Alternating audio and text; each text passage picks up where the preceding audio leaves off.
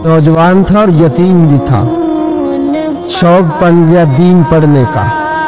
मोहल्लेदार इलाके वाले कहने लगे कहाँ से कमाएगा, न बाप है, न माँ है, न घर है, कहाँ से। हजरत रूमी कहते हैं नौजवान ने जंगल में झोंपड़ी लगा ली। वहाँ वो सुबह मदरसे जाता, शाम को जंगल में रहता। वहाँ अल्लाह अल्लाह करता, सबक याद करता। एक दिन बादशाह की बेटी रास्ता भूल गई, जंगल में आई सहेलियों के साथ, बॉडीगार्ड भी साथ थे पर रास्ता भूल गई। खोती खोती शाम हो गई, ऐसी खोई कि जब रात गहरी हो गई तो आके उस नौजवान के पास रुकी और चिल्लाने लगी।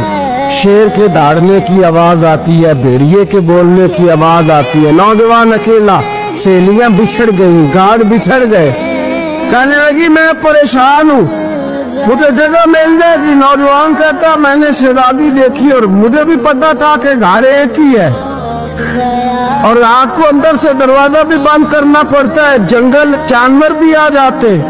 कहते मेरी छोटी सी कुटिया में झोंपड़ी में आई, रो के कहने लगी सहारा कोई नहीं, अगर मैं पीछे निकलूंगी तो भेड़िए खा जाएंगे। कहते मैंने उसे जगह दे दी। अकेली औरत, चिराग जल रहा है, सबक याद कर रहा हूँ। मेरे नबी पाक ने फरमाया जहाँ मर्द औरत अकेले हो तीसरा शैतान होता है। और शहजादी, वो बच्चा कहता है सबक याद करता रहा सारी रात।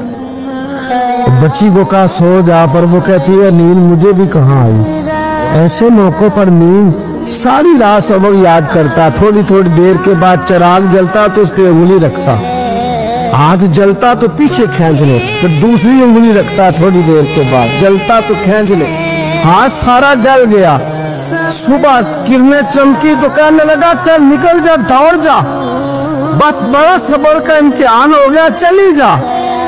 शहजादी बाहर निकली, सिपाही ढूंढ रहे थे। बादशाह खुद जंगल में निकला हुआ था, मेरी बेटी मिल गई। बादशाह तन्हाई में जाके कहने लगा बेटा मैं दुनिया को बताऊंगा कि मेरी बेटी खोई नहीं थी, सिपाही साथ ही थे। ये बड़ा मुश्किल होता है, बेटी तो भूल के भी रात कहीं रह पड़े तो लोग जीने नहीं देते, तो बेटा मुश्किल हो जाएगा मेरे लिए। कहाँ थी? उसने कहा नेक नौजवान के पास। उसने कहा बेटा मैं तो तेरी बात मानूंगा पर दुनिया नहीं मानेगी। अगर उस नौजवान ने किसी को बता दिया कि तू उसके पास थी तो फिर लोग मेरा जीना मुहाल कर देंगे। बेटा मैं मर जाऊंगा, मेरी मजबूरी ये है कि वो कहीं राज ना उगल दे वो नौजवान, उसे कत्ल करना पड़ेगा। औरत ने मिन्नतें की, उस बेटी ने कहा मेरे मौसम को मारोगे, रोई। और वो कहने लगा मैं बादशाह हूँ, मेरा अपना विकार है, मैं उसको छोड़ नहीं सकता। गिरफ्तार कर लाए सिपाही। वक्त तय हो गया सजा का। अकेले कार कोठरी में रखा गया, जो उसके खास एतबार वाले थे उनकी ड्यूटी लगाई।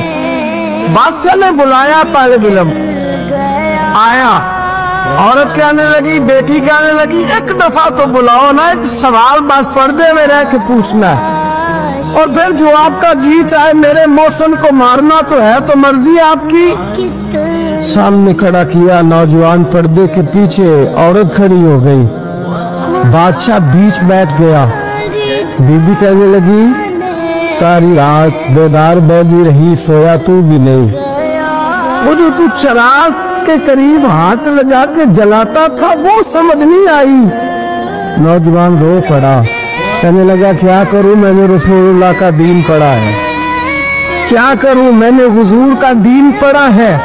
मैंने पढ़ा है कि जानी को सबसे नीचे दोज़ख के सबसे निचले दर्जे में जलाया जाए, उसे जहन्नमियों का पीप और रेशा पिलाया जाए, कंद खिलाया जाए।